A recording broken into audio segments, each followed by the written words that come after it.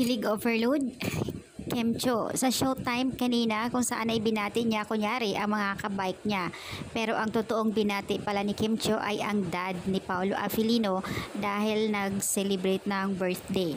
Kaya naman nakikita naman natin kung ano ang sinasabi ni Kim na ayon sa kanya, ingat, sabay nag-blush. Nakakatuwa naman si Kim, binabaling pa naman daw niya na mga kasamahan ni Paolo kabike pero hindi pala iyon para daw yun sa dad ni Paolo Avellino dahil nag-birthday.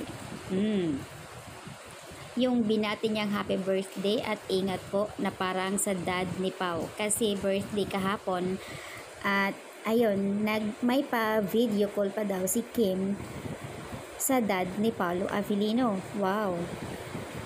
Grabe ang mga dilolo talaga. Alam na alam talaga nila magsuko. So, yan din yung nasa isip ko eh. Lalo na sinasabi niyang ingat, nagsabay pagbablush. Kasi, ayon sa iba, kilala naman ni Kim yung mga friend at mga kabike niya. Kumbaga, hindi na dapat siya mailag doon or magsasabi na ingat.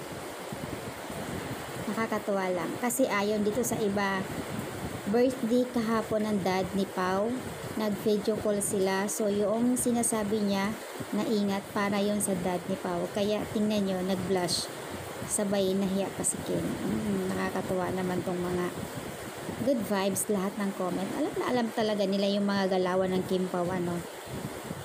So, sa October 14, may ganap si Kim. I think sa LA siya.